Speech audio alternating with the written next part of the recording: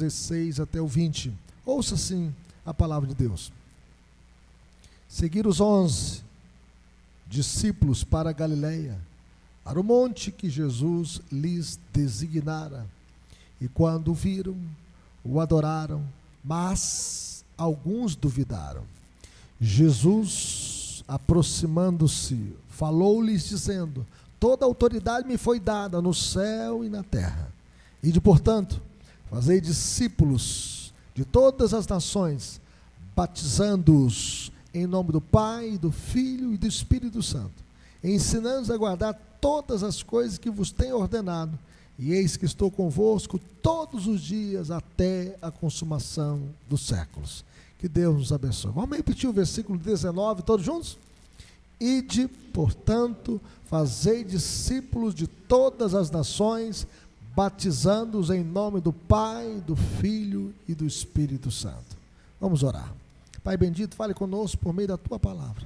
Que a Tua palavra possa encontrar guarida em nossos corações, que a Tua palavra possa edificar a nossa vida, que a Tua palavra possa despertar, ó Deus, o nosso compromisso missionário, que a Tua palavra possa gerar um avivamento no nosso coração, que a Tua palavra, Deus, possa levantar, ó Deus, mais obreiros aqui nesta igreja, mais gente disposta a Te servir, que a Tua palavra possa avançar aqui no bairro Cascata, ó Deus, no bairro Petrolina, em toda a região, e daqui para o mundo inteiro. Ó Deus, toca na nossa vida e usa a nossa vida com a Tua graça, com o Teu amor, em nome de Jesus, amém.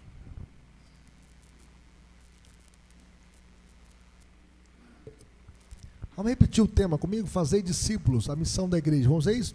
Fazei discípulos, a missão da igreja. A igreja é, por natureza, missionária.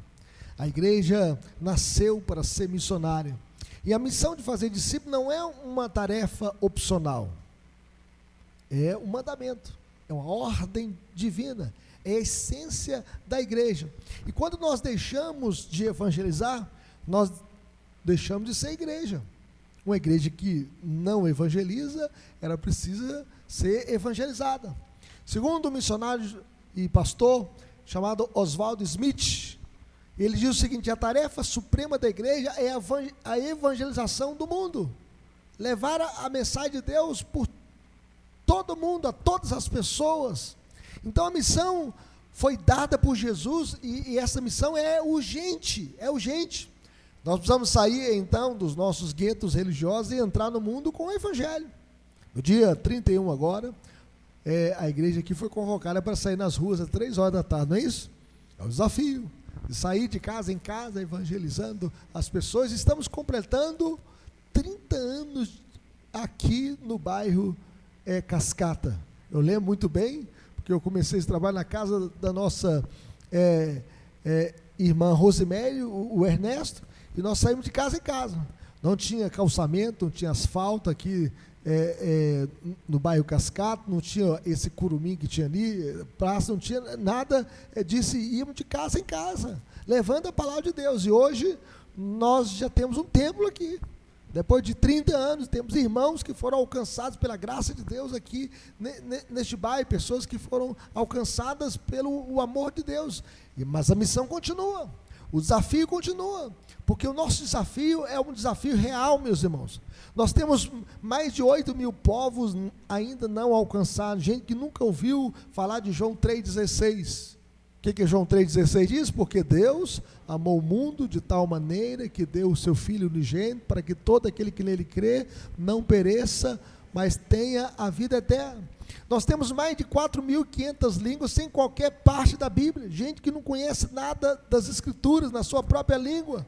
Nós temos 85 mil pessoas que morrem diariamente sem ouvir falar de Jesus. O desafio é grande, mas nós não estamos sozinhos. Jesus está conosco nessa missão. Ele nos comissiona com a sua autoridade, com o seu ensino e com a sua presença. O nosso desafio é imenso, é grandioso, é gigantesco, mas nós não estamos sozinhos. O texto mostra para nós que Jesus, após ressuscitar, ele reúne os 11 discípulos. 11, eram para ser 12, né? Mas um negou traiu Jesus por causa de 30 moedas de prata, e se retirou do colégio apostólico, e se enforcou. E Jesus então, ele se reúne aqui, Judas Iscariotes, viu? Que traiu Jesus por causa de 30 moedas de prata. Então os 11 discípulos, e os envia para uma missão que perdurará até o fim dos tempos. E qual que é a missão? Fazer discípulos de todas as nações. E nós podemos ver que o Cristo ressurreto, ele se encontra com os 11 em um monte na Galileia. Nós não sabemos aqui qual é esse monte. No monte, Jesus chamou, os seus discípulos. Bem como no monte, Jesus se despedira dele. Jesus, ele passou a noite inteira orando a Deus, e ele chama os seus discípulos. Embora não sabemos ao certo em que montanha eles se encontraram, mas alguns pensam que Jesus escolheu o Monte Arbel. E esse Monte Arbel, se você quiser procurar na internet, eles vão mostrar esse monte onde Jesus provavelmente foi assunto aos céus, se despedindo dos seus discípulos. E agora ele despede os seus discípulos. Dali eles podiam ver o mar da Galileia. No mar da Galileia, onde Jesus acalmou a tempestade. E os discípulos falaram: quem é este que até o vento e o mar lhes obedece?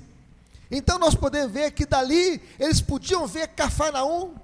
Jesus viveu numa casa alugada ali em Cafarnaum durante 3 anos do seu ministério, onde Jesus demonstrou a sua autoridade para ensinar e para realizar milagres.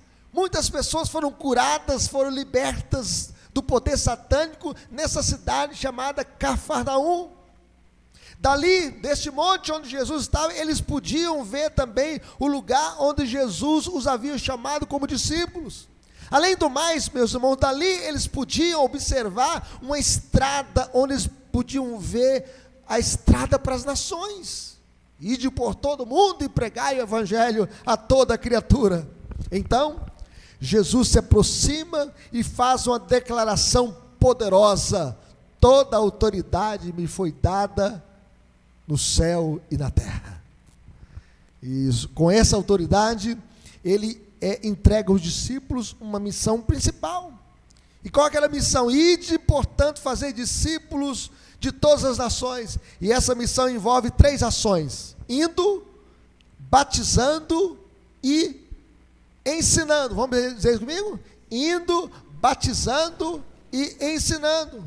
Indo, rompendo os limites culturais e geográficos, indo de cidade em cidade, de aldeia em aldeia, de nação em nação, de tribo a tribo, de povo a povo, e batizando. O que é o batismo? O batismo, meus queridos irmãos, é a porta de entrada na igreja.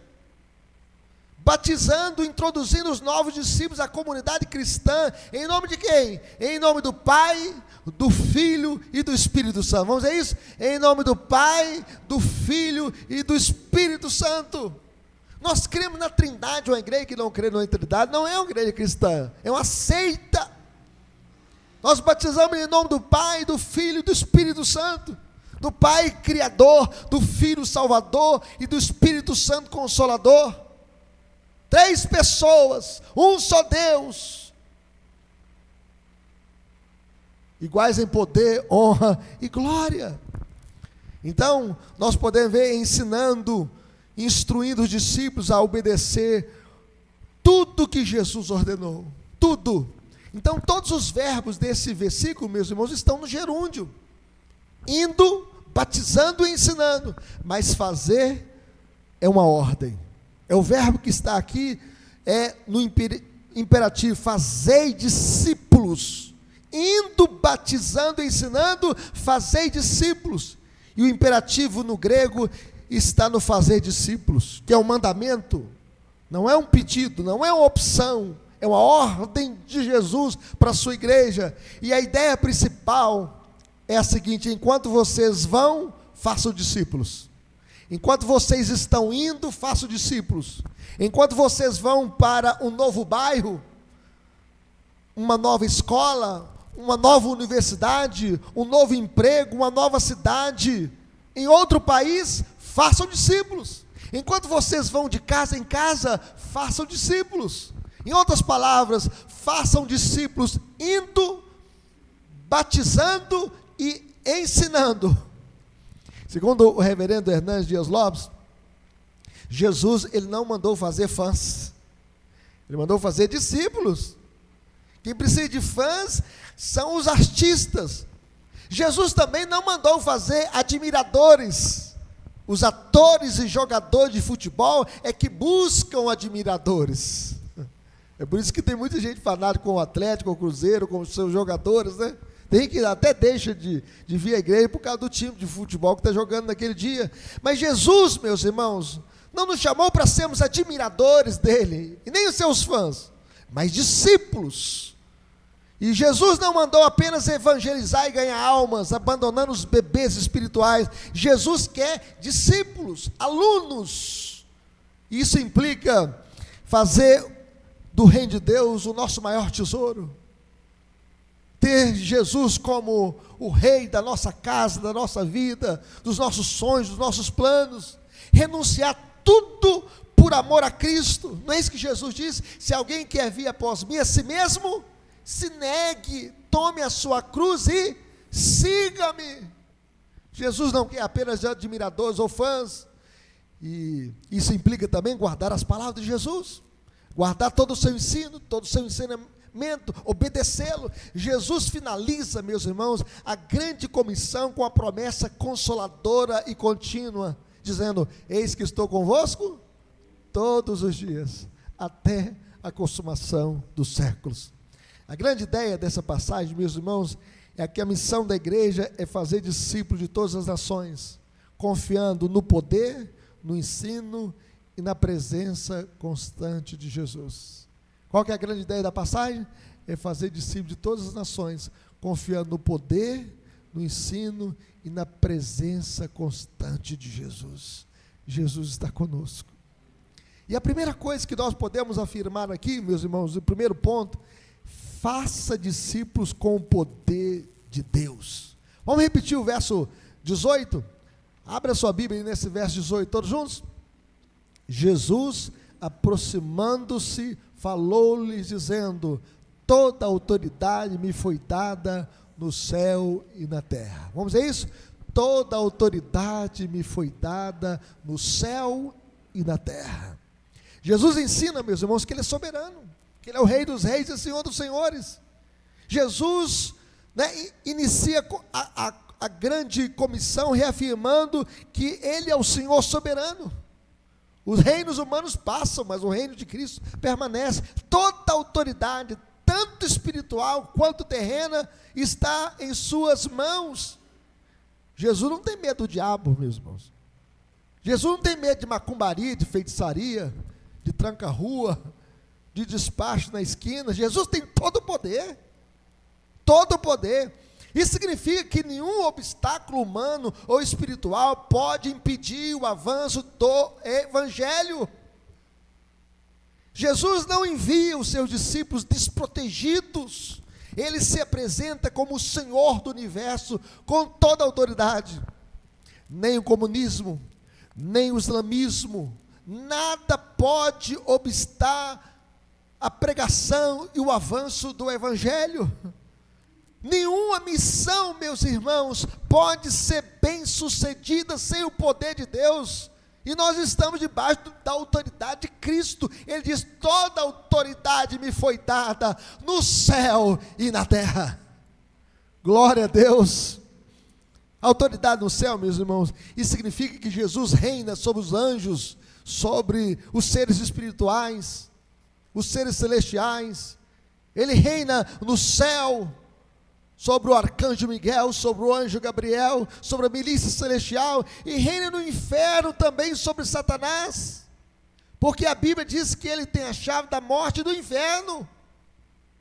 Ele tem toda a autoridade no céu, e a autoridade na terra significa que ele dirige a história, ele move corações, ele abre portas.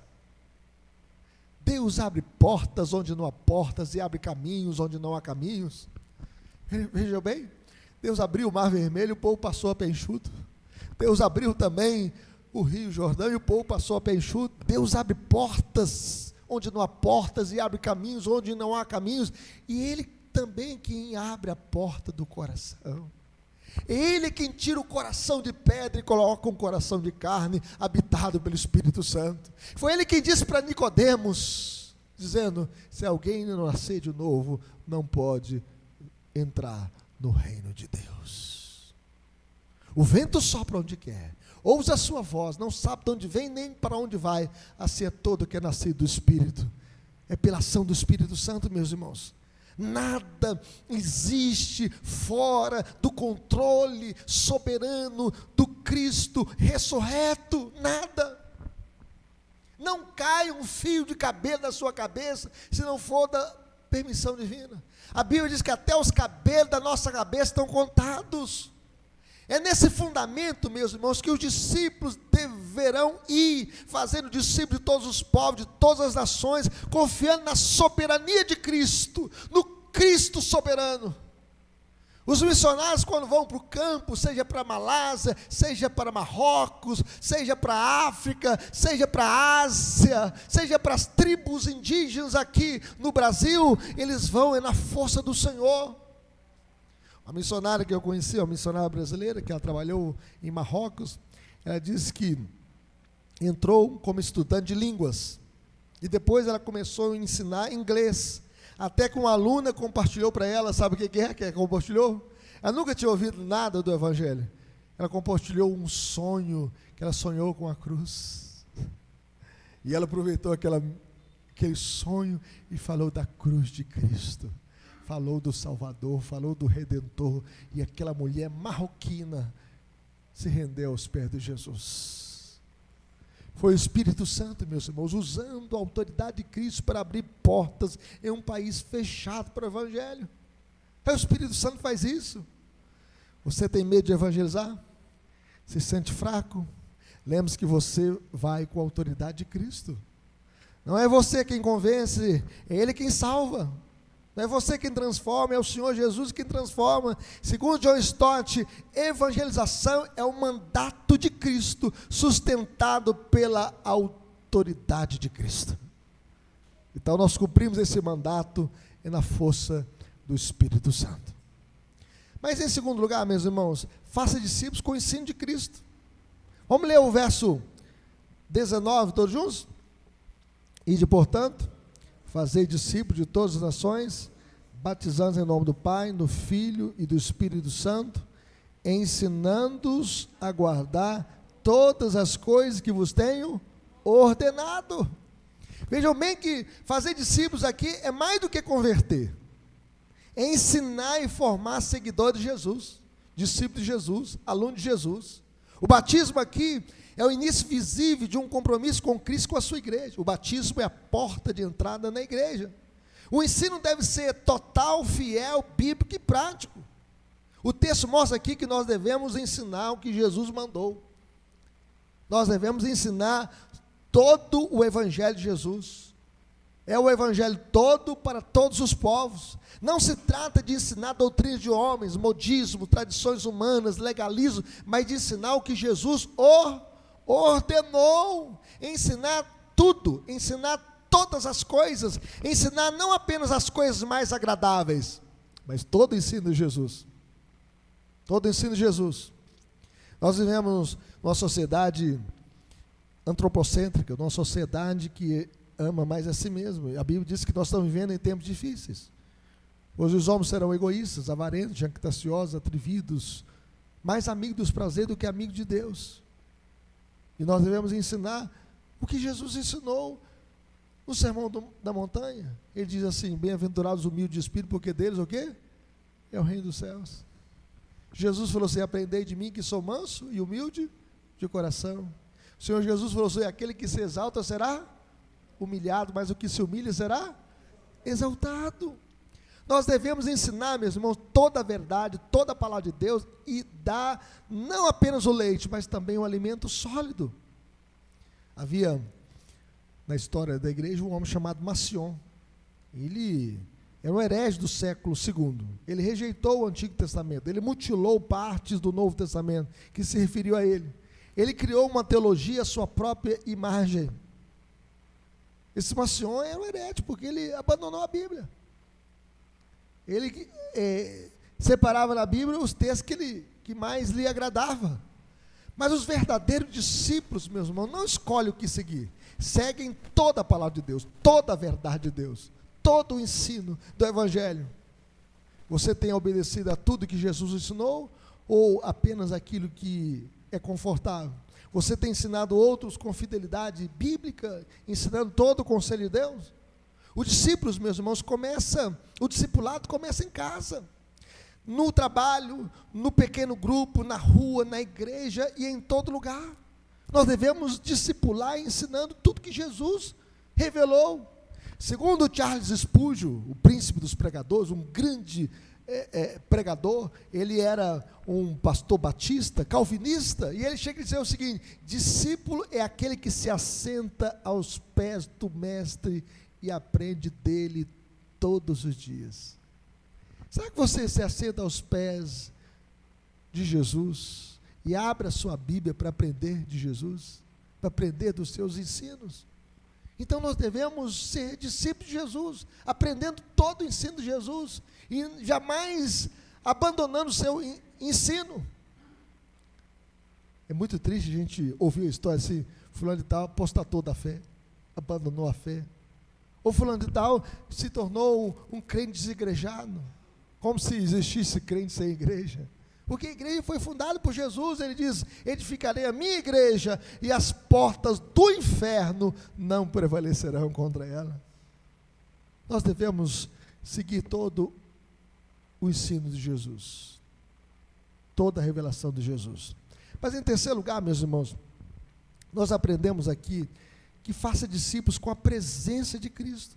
Veja o que diz a parte final do versículo: eis que estou convosco todos os dias, até a consumação dos séculos. Então Jesus promete, meus irmãos, presença constante e pessoal. Jesus não falou assim: eu estarei convosco. Jesus disse assim: eu estou convosco. Veja que ele usou o verbo no presente. Ele não usou o verbo no futuro: eu estarei convosco. Ele está com o missionário no campo, com o evangelista na praça, com o crente na escola, no hospital, na faculdade, em todo lugar. A sua presença, meus irmãos, a presença de Jesus é que nos sustenta, que nos anima, que nos fortalece. Quantas vezes na nossa caminhada cristã, a gente quer mais olhar para trás do que para frente, mais desanimar do que prosseguir nessa caminhada, mais desistir do que prosseguir. Jesus, meus irmãos, nos sustenta com a sua presença. Jesus nos anima com a sua presença. Jesus nos fortalece com a sua presença. Jesus não apenas enviou, mas ele prometeu estar junto. Ele prometeu estar junto com o seu povo. E nós podemos ver aqui, Ricardo, que a presença de Jesus é que nos anima na nossa caminhada. Ele está conosco sempre. Ele está conosco só nos tempos bons, né? Não, Ele está conosco nos tempos bons e nos tempos difíceis. Ele está conosco sempre. Ele está presente, não ausente, nem distante. Ele está envolvido, fortalecendo, consolando, guiando, orientando, corrigindo, disciplinando, iluminando. Quando alguém questionou o fato de Simon se dedicar a um país sem futuro, por exemplo, eu estou falando aqui de 12 de agosto de 1859, muito tempo atrás, né? Poucas estradas, poucos acessos. Naquele tempo tinha febre amarela. E alguém falou: você vai para aquele país atrasado? Tem febre amarela lá?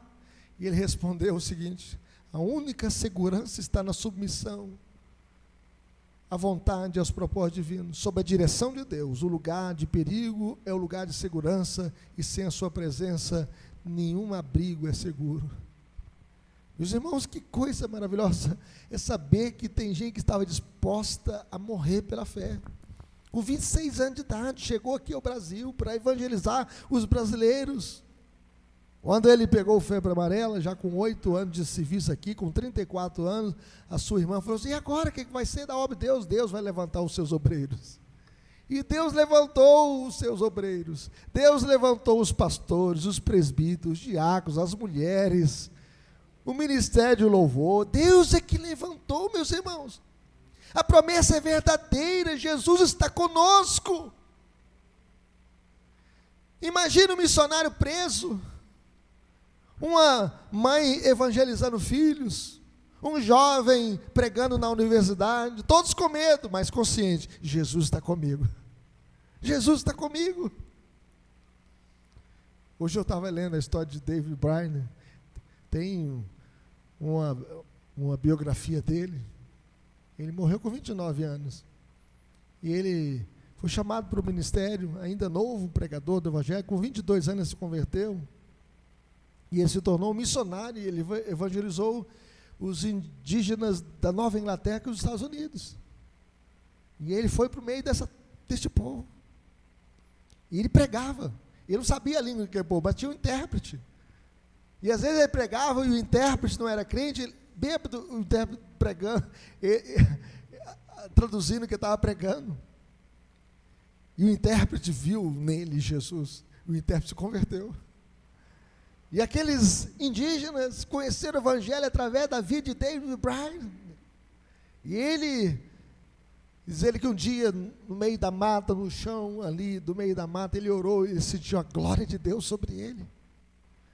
E David Brainerd pregando ali, muitos indígenas se converteram ao Senhor. Ele chegou ali, não tinha nenhum indígena crente. E quando saiu, todos daquela tribo se converteram ao evangelho. É a mão de Deus, meus irmãos. E ele teve que sair dali porque ele pegou uma pneumonia forte, uma tuberculose, e naquele tempo não tinha tratamento, e ele morreu com 29 anos, mas deixou aqueles indígenas conhecendo o evangelho de Jesus. Jesus está conosco, meus irmãos. Jesus está conosco. Você se sente sozinho na missão? Jesus está com você. Jesus está com você na alegria, na tristeza, no púlpito da perseguição. Vá na certeza da sua companhia. Jesus está conosco. Jesus está conosco aqui agora, meus irmãos. Ele diz o seguinte: onde estiver 2 ou 3 reunidos no meu nome, eis que estou no meio dele. Segundo Hudson Taylor, a obra de Deus, feita à maneira de Deus, nunca ficará sem o sustento de Deus. É Deus que sustenta o seu povo. Concluindo, meus irmãos, a grande comissão é a grande missão da igreja. E ela é possível. Por quê? Primeiro, porque nós temos a autoridade de Jesus. Ele diz: toda autoridade me foi dada no céu e na terra. O diabo não pode impedir o avanço da igreja, por causa da autoridade de Jesus. Nada pode obstar a ação de Deus. Agindo Deus, quem impedirá? Essa missão é possível, em segundo lugar, porque nós temos o ensino de Jesus. Nós não ensinamos a nossa palavra, nós ensinamos a palavra de Deus. E a palavra de Deus, Ricardo, ela não volta vazia. Ela cai numa terra boa e pode produzir a 30, 60 e a 100 por um para a glória de Deus. Você foi alcançado com essa mensagem. Você foi alcançado com essa semente que germinou no seu coração. E essa grande comissão é possível, meus irmãos, é porque nós temos a presença de Jesus. Ele está conosco. Ele não mandou a gente ir sozinho, não. Ele diz: eis que estou convosco todos os dias, até a consumação dos séculos. A presença de Jesus, meus irmãos, é real, é verdadeira. Conviveremos em face de Mateus 28, 16 a 20. Primeiro, viveremos com a identidade de discípulo. Antes de fazer discípulo, nós precisamos ser discípulos de Jesus. Viveremos aprendendo constantemente de Jesus. Viveremos obedecendo aos seus mandamentos com seriedade. Viveremos submetidos à sua autoridade e direção, ensinando-nos a guardar todas as coisas que vos tenho o quê? Ordenado. Aplicação prática, meu. Avalie se a sua vida hoje reflete o estilo de vida de um verdadeiro discípulo. Você está aprendendo e obedecendo? Aprendendo de Jesus? Aprendendo da sua palavra? Aprendendo dos seus ensinos? Obedecendo aos seus mandamentos com seriedade? Conviveremos? Viveremos com um coração missionário. Nosso coração tem que pegar fogo. Simon, ele orava dizendo: Senhor, eu quero um batismo de fogo. Diz ele que queria sentir o poder de Deus sobre a vida dele. O poder de Deus, ele experimentou isso como missionário. Fazer discípulos, meus irmãos, começa com um coração que ama os perdidos. Nós devemos amar as pessoas. E nós devemos desejar vê-los transformados por Cristo. Viveremos comprometidos com a evangelização local. No dia 31 aqui, saindo nos bairros, semeando a palavra de Deus, de casa em casa, levando a palavra do Senhor, mas também com a missão global. É por isso que nos nossos cultos nós colocamos os missionários nas mãos do Senhor, ofertamos para eles. Viveremos comprometidos então, envolvidos com o avanço do reino de Deus, indo, orando e sustentando os missionários. Alguém chegou a dizer que missões se fazem, né, com os pés dos que vão, com as mãos daqueles que contribuem e com os joelhos daqueles que oram. Então nós viveremos de olhos abertos, meus irmãos, para as oportunidades diárias de compartilhar o Evangelho. Ide, portanto, e fazer discípulos o quê? De todas as nações. Em terceiro lugar, viveremos com fidelidade à palavra de Deus. Nós não podemos abrir mão do Evangelho por causa da cultura. Nós vivemos uma cultura anticristã, uma cultura que depõe contra Deus e a sua palavra. O discipulado é construído sobre o ensino fiel da palavra de Deus. Nós não podemos ser como Macion, ou como o Caio Fábio, que diz que não precisamos mais ler o Antigo Testamento, porque está ultrapassado, e que a Bíblia precisa ser atualizada, como diz René Kivitz, né? Quer dizer que a Bíblia precisa ser atualizada, mas a Bíblia é mais atual, meus irmãos, do que o jornal do dia. Nós viveremos fundamentados nas Escrituras, não em opiniões pessoais. Viveremos ensinando com integridade tudo o que Cristo ordenou. Viveremos combatendo o analfabetismo bíblico e o evangelho superficial. O texto diz: ensinando-os a guardar todas as coisas que vos tenho ordenado.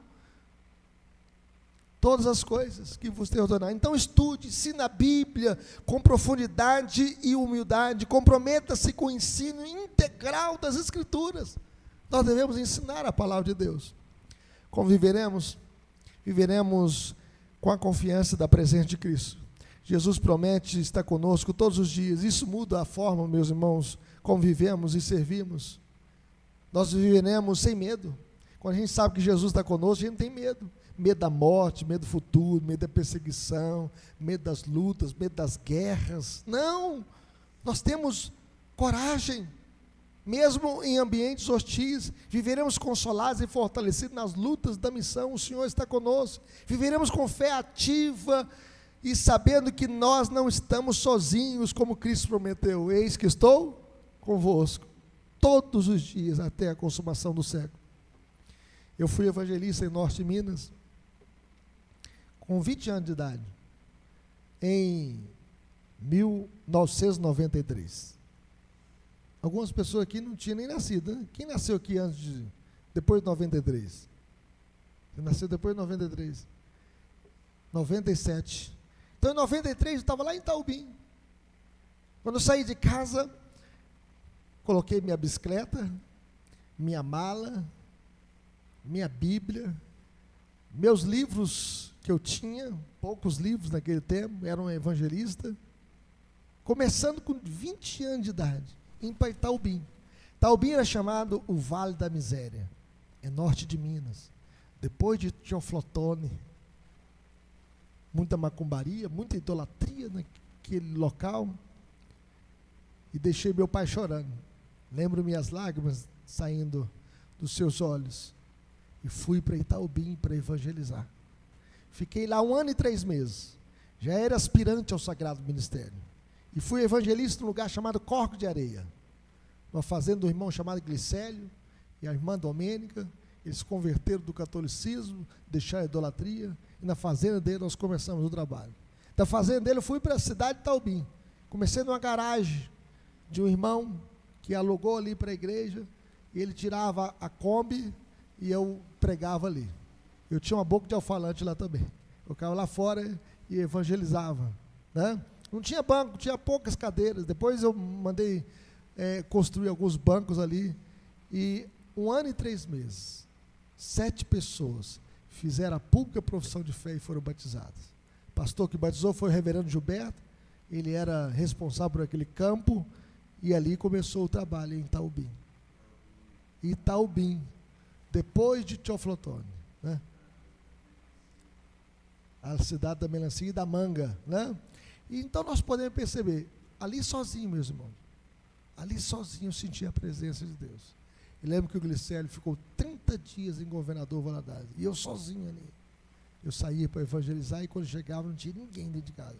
Lavava minhas roupas, o banho que eu tomava era de uma água que vinha de Itaubim, no carro-pipa, e quando não tinha eu pegava água da lagoa. Quando tomava água da lagoa, meu corpo coçava todo. A água não era potável, né? Mas Deus estava ali comigo. Eu sentia a presença de Deus. Mesmo longe do meu pai, da minha mãe, dos meus irmãos, que nós éramos uma família de 5 irmãos, eu sentia a presença de Deus, porque Ele prometeu: eis que estou convosco todos os dias, até a consumação dos séculos. Que nós possamos cumprir a nossa missão, para a glória de Deus. Amém? Vamos colocar em pé, meus irmãos, vamos falar com Deus.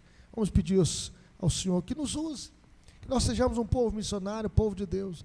Nós somos fruto do trabalho missionário. Se nós conhecemos alguma coisa do Evangelho, é porque alguém pregou para nós. Jesus usou alguém para trazer a mensagem ao nosso coração, e agora é a nossa vez de semear essa palavra para outras pessoas. Oremos. Pai querido, vem estar conosco, Senhor. Renova a nossa fé, a nossa esperança, a nossa alegria, e nos dê sempre, ó Deus, um espírito missionário, um espírito de oração. Ó Deus, nos dê sempre a visão que o Senhor é soberano. Toda autoridade lhe foi dada no céu e na terra. O Senhor é soberano, ó Deus, para, ó Deus, estar derrubando todas as barreiras, quebrando todos os obstáculos, ó Deus, todos os impedimentos, porque nada pode obstar, nada pode impedir o avanço da igreja. Louvado seja o teu nome, Senhor. E, ó Deus, nós queremos, ó Deus, fazer discípulos de todas as nações. E nós queremos, ó Deus, também ensinar, ó Deus, tudo aquilo que o Senhor transmitiu para nós. E nós queremos confiar, ó Deus, na tua presença constante, consoladora, na tua presença que nos fortalece nas lutas da missão. Que o Senhor nos ajude, Senhor, a cumprir a nossa missão na força do Senhor. Nós queremos viver, ó Deus, com ousadia. Nós queremos viver, ó Deus, em oração. E nós queremos viver na dependência do Espírito Santo. Usa a nossa vida, Senhor, porque o Senhor é quem pode transformar corações. Ó Deus, se alguém entrou aqui nesta noite triste, Senhor, possa sair daqui com o coração cheio da tua graça, em nome de Jesus. Se alguém entrou aqui, ó Deus, desanimado, possa sair daqui animado na tua presença, em nome de Jesus. E se alguém entrou aqui, ó Deus, quem sabe com algum problema em casa, que ele possa sair daqui, ó Deus, no conforto do Espírito Santo, e que o Senhor possa estar dirimindo todo esse problema em casa, em nome de Jesus. E aquele, ó Deus, que está perdido dentro da nossa casa, seja o nosso filho ou nossa filha, salva os nossos, ó Deus, que estão como a ovelha perdida, que estão como o filho perdido, como a dracma perdida dentro de casa, que o Senhor esteja resgatando os nossos, ó Deus, para que eles possam conhecer a Cristo e ter uma experiência de nova vida que só Jesus pode dar. E faça que a obra do Senhor, ó Deus, possa avançar aqui, ó Deus, no Cascata. Ó Deus, que corações sejam rendidos ao Senhor, que famílias sejam transformadas pelo Senhor, e que o Senhor esteja trazendo as famílias, ó Deus, as pessoas do bairro Cascata, Petrolina, ó Deus, aqui para a nossa igreja, em nome de Jesus. Salva vidas, ó Deus, edifica vida, tira as pessoas, ó Deus, das orgias, da incredulidade, da maldade, e que o Senhor esteja entrando nesses corações pela tua graça, em nome de Jesus. E levante, ó Deus, sempre os seus obreiros, levante sempre os seus servos, e usa cada um de nós para o louvor da tua glória, em nome de Jesus, para a glória de Jesus. Amém. Podem sentar, meus irmãos? Vamos participar da ceia do Senhor. Hoje é um dia especial, um dia onde nós iremos celebrar a ceia do Senhor, e nós estaremos lendo um texto da palavra de Deus, e vamos ler esse texto em Mateus capítulo 26, até o versículo 28. Abra sua Bíblia nesse texto. Diz assim, Mateus 26, 26 a 28, todos juntos?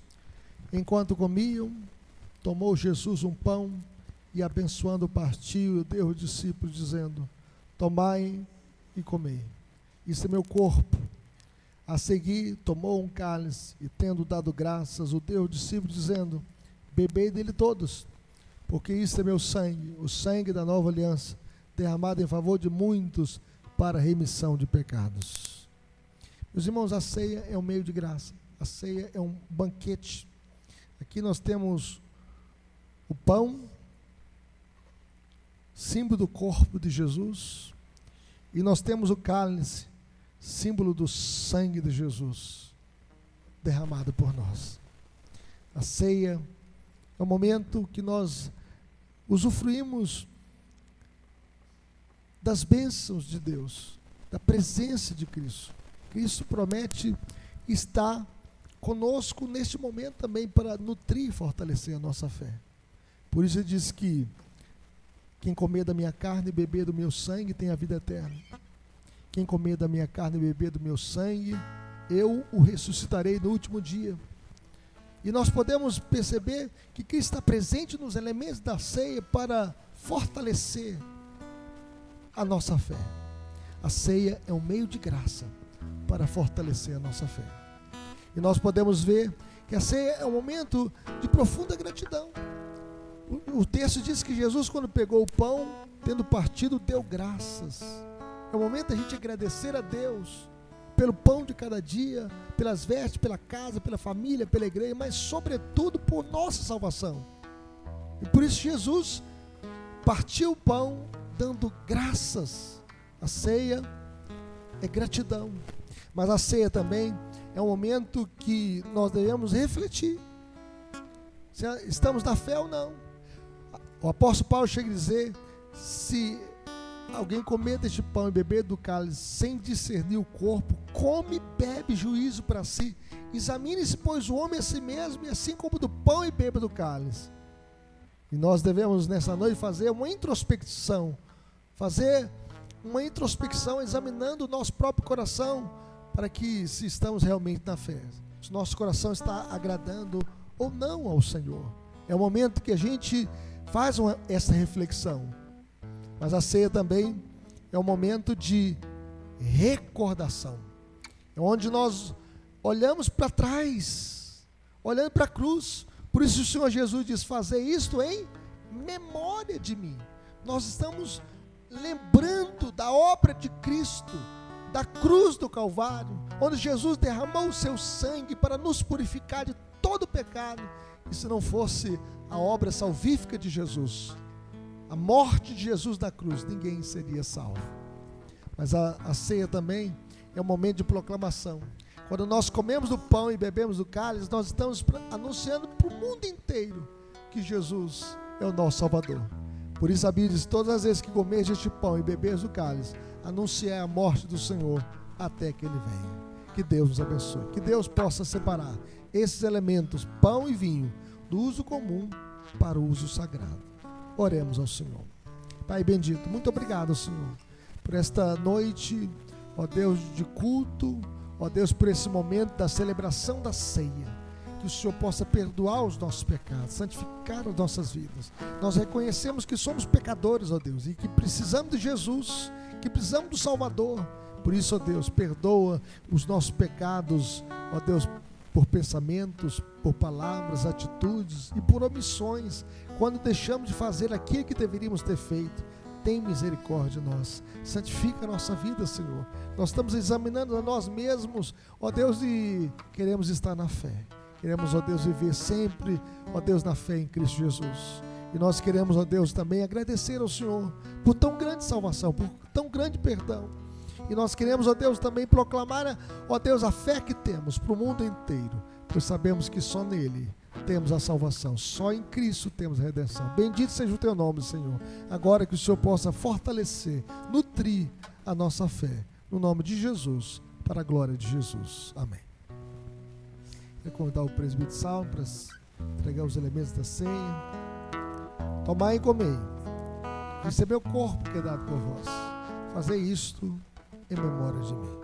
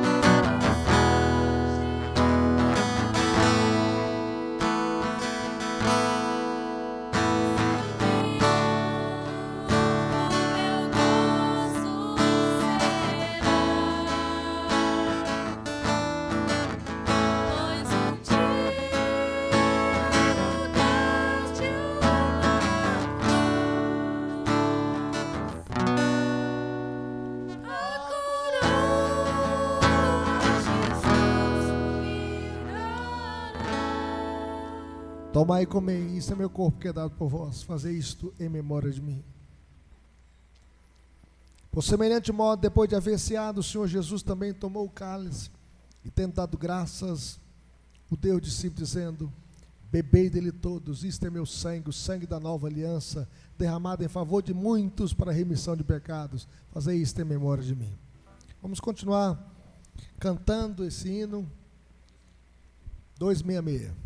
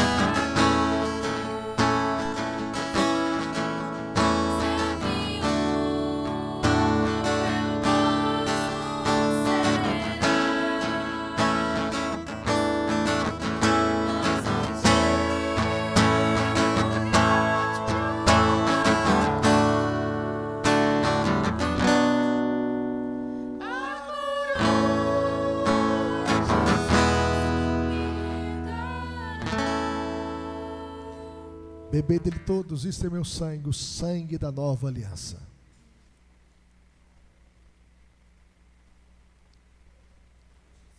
Fazei isso em memória de mim. Vamos continuar cantando. Nós temos a última estrofe, né? Vamos louvar a Deus cantando este belo hino. Nessa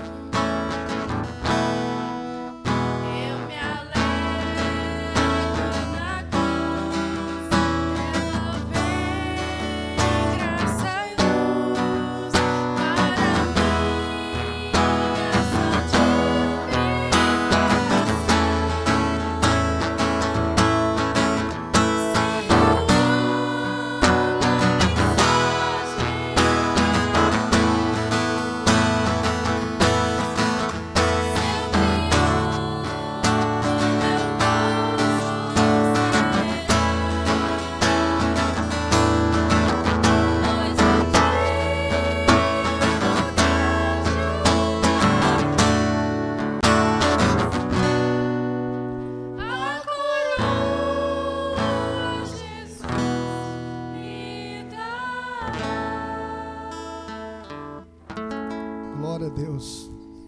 Vamos orar ao Senhor, vamos orar com o presbítero Saulo. Convido para que ele possa vir aqui à frente, vai fazer essa última oração. Vou estar impetrando a bênção sobre os irmãos. Vamos falar com Deus. Oremos. Deus Santo, nós queremos te louvar, ó Deus, por esse privilégio tão grande que o Senhor nos deu, ó Pai, como filho do Senhor, poder participarmos, ó Pai, deste momento tão agradável e abençoado, ó Pai, lembrando, ó Pai, de quando o Senhor passou todas as dores, todas as dificuldades, ó Pai, ali na cruz do Calvário, derramando o seu sangue, ó Pai, por cada um de nós. Ó Deus, nós queremos te agradecer muito, ó Pai, mesmo nós não sendo merecedores, o Senhor foi ali, ó Pai, e derramou o seu sangue para todos aqueles salvos em Cristo Jesus. Pelo seu poder, nós oramos, agradecidos, ó Pai, por esta bênção. Agradecemos pela mensagem que tivemos aqui nesta noite e te pedimos, ó Pai, que o Senhor nos abençoe, para que possamos ser missionários, possamos, ó Pai, ir e fazer discípulos, ó Pai, nós possamos pregar este evangelho maravilhoso e poder, ó Pai, fazer com que almas possam render aos pés do Senhor e aceitá-lo como Senhor e Salvador de Ti, ó Pai. Ó Deus, nós te agradecemos pelos louvores cantados aqui nesta noite. Louvamos pela Tua mensagem que foi aplicada aos nossos corações. Louvamos, ó Pai, porque isto é bênção, vinda do Senhor, que temos este privilégio de poder participar desta bênção maravilhosa.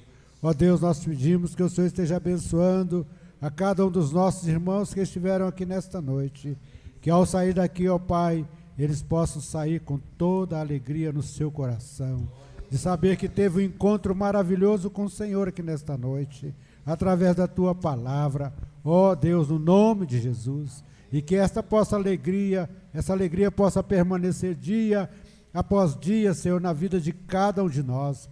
Ó Deus, nós te louvamos isso, ó Pai, e pedimos que o Senhor esteja abençoando aqui esta igreja, e pedimos, ó Pai, que o Senhor esteja tocando no coração daqueles irmãos, ó Pai, que é a igreja do Senhor aqui neste lugar, que eles possam ser despertados, ó Pai, para ter mais ainda um encontro com o Senhor, ó Pai. Às vezes eles estão aí esquecidos, ó Pai, de te buscar, mas nós te pedimos e clamamos, ó Pai, que o Senhor desperta com o teu poder e que as portas do inferno não prevalecerão contra esta igreja que foi um dia plantada aqui neste lugar para pregar o teu evangelho e fazer com que almas possam render a ti e ser aqui uma igreja avivada para o louvor da tua glória. Nós te pedimos tudo isso, ó Pai, agradecidos com perdão das nossas faltas, em nome de Cristo Jesus. Amém. Querido povo de Deus, povo mais feliz da terra, povo que tem um nome escrito no livro da vida, receber a bênção do Senhor, que a graça de nosso Senhor e Salvador Jesus, o amor de Deus o Pai e as ternas consolações do Espírito Santo, seja com todos vós e sobre todo o povo de Deus, espalhado sobre a face da terra, desde agora e para sempre. Amém. Pede em paz, meus irmãos, estarei à porta cumprimentando os irmãos, que Deus abençoe a todos.